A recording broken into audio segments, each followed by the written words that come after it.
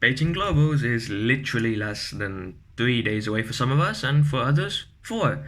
For me, it's 4, and hopefully for all of you seniors, it's also that same amount. I'll see many of you, if not all of you, who are watching this video there, and I can't wait to personally thank all of you for all the support you've shown on the website. Now, this week is cram week for many of us, and that means it's time to crank up the study engage from 11 to 20. And that obviously means more videos, more Quizlets, more Kahoots, and the same old practice challenge. Now, for those of you who are willing to have a practice debate with me, you may schedule one at the form on the website. I highly recommend that you guys get in some practice before the actual tournament, and I'm completely willing to have it with any of you really online. So without further ado, let's get straight into this video. One of the topics that we haven't touched on in the World Scholars Cup is actually the social studies, which is very interesting because our social studies is about marginalized societies, so it directly relates to our theme of a world on the margins. So without further ado, let's get into the actual studies of social studies.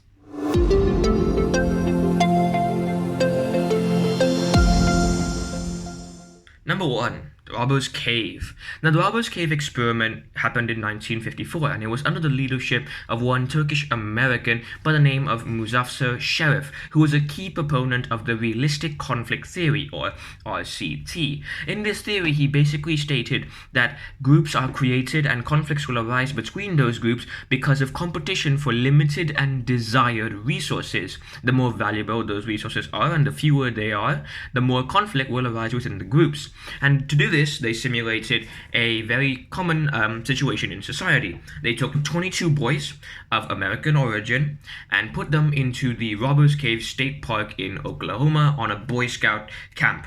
Now, these boys were separated into 2 groups based on randomness, like you would in society, and they were given some time at the beginning to solidify their relationship with one another within the group. Now, at the beginning, they weren't aware of the other group's existence. They only knew that their group was the only one on the park.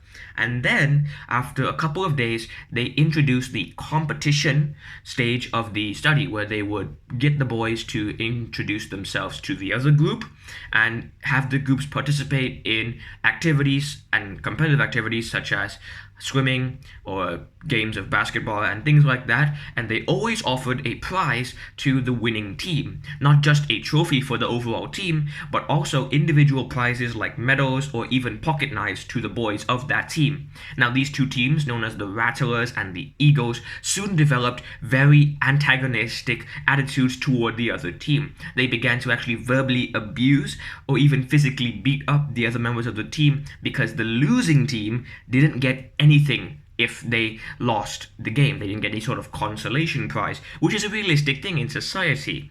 Now, obviously, it went up to a point where the researchers had to physically separate the boys because the actual conflict that arose extended beyond the competitions. The conflict was so great, in fact, that many of the teams actually rampaged with the other team's private property, stole their private stuff, made up their beds, or even did some weird things with the other team's really territory, if you will. Now, of course, you have to remember that this experiment was conducted with fairly well-functioning boys who knew their way around society, so it's kind of a proof that when we have limited resources like we do in our real world, the groups that need to compete for those resources will develop a antagonistic attitude and create conflict with one another because those resources are what the group needs in order to survive and thrive. Number 2. Stanford Prison Experiment. Now, this is probably one of the most famous psychological experiments in history because of how badly it went and because of how shocking the results were. Conducted in 1971 by Professor Philip Zimbardo, the Stanford Prison Experiment was meant to simulate how different roles in society developed into different groups and different behaviors toward other groups. Now, obviously, as the name suggests, it took place within a prison situation. A bunch of university boys from Stanford were taken into a mock prison at the basement of Stanford University. Some of them were randomly assigned to be the prisoners, while others were the prison guards. Now, obviously, the prisoners were stripped of all of their humanity by the prison guards, who need to assert their sort of dominance or role or superiority, if you will, over the prisoners who were technically their lesser beings. Now, this extended to the point where the prison guards actually physically beat up the prisoners, mentally tormented them, would not let them sleep at night, stripped them of all their individuality, called them by numbers instead of their names, made them delouse themselves and dress each other in humiliating clothes. And it was actually to the point where Zimbardo himself had to stop the experiment because the board of directors at Stanford and the larger American psychological community said that the experiment was too ethically violating. Some actually had to be drawn away from the experiment because the conditions that they were facing were simply too much for them to handle. There were reports of several participants breaking down into tears and having emotional outrages towards, well, really everyone. They were no longer functioning members of society. They were zombies in a prison. And it was a great example of how the roles in society often define the behavior that the people of those roles will have towards other people of lesser or greater roles. Number 3, the Asch paradigm. The Asch paradigm is one of the most famous experiments in terms of group and herd mentality within our world, and it was carried out by Solomon Elliot Asch, a Polish psychologist and pretty common person recurring on our social studies list. Now, the Asch paradigm was a study into whether or not humans would conform to one another based on an answer that they believed was true or false. Now, the experiment took place in Swarthmore College in 1951, and where Asch lined up 50 college students and got 8 of them to go against a wall. Now, 8 of these college students they didn't seem to know each other at first, but in reality, 7 of them were stooges. They'd been told by Asch to give fake answers, or at least to give wrong answers at certain points during the experiment, and see whether or not the 8th individual person who wasn't part of the stooges would follow along with their answer.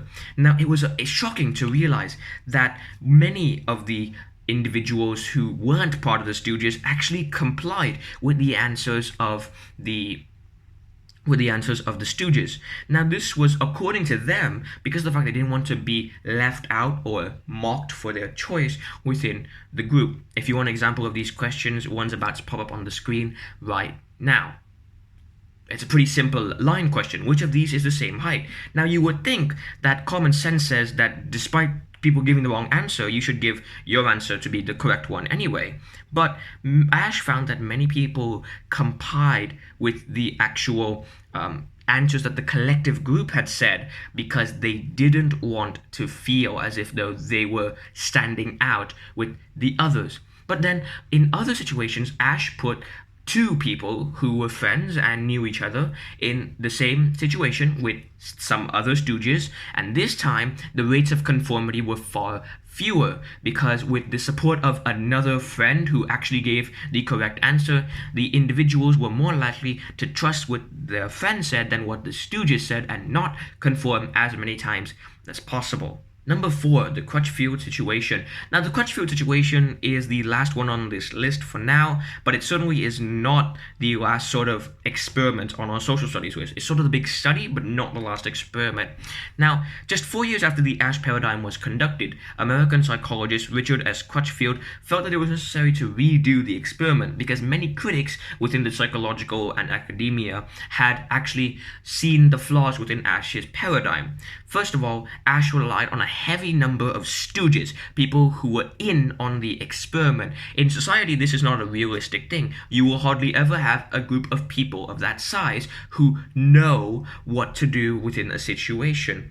They're just going to go with their gut feeling. So Crutchfield actually introduced a sort of anonymity within the experiment.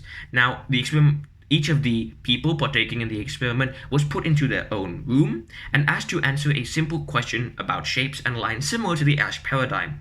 Now, this time, however, instead of saying their answers out loud as Asch had his people do, Crutchfield had them answer through electric buzzers on the wall and within their booths. Now, Crutchfield also manipulated something within those buzzers. Instead of showing what the participants actually pressed, the deceiver, the experimenter, would deceive the innocent person by getting them to manipulate their own answer. And they did this by faking the answer that the others had chosen. Now, of course, none of these stooges actually knew one another. None of these participants knew one another. They weren't told what to do. They just did what they thought was right. But then the experimenter added the element of deception themselves, and this still produced very similar results. Crutchfield Situation and Asch paradigm both produce the result that in a situation where more people choose one thing, someone who is new to that group or is oblivious to the true information will choose that same thing for fear of standing out or being different to what the group says. And that's sort of the danger or even the benefit of herd mentality within the modern day. So that's it for the studies of social studies, and scholars, I hope you learned something here. If not, please drop down any questions you have down below, and I'll be back with the next video very soon. See you later.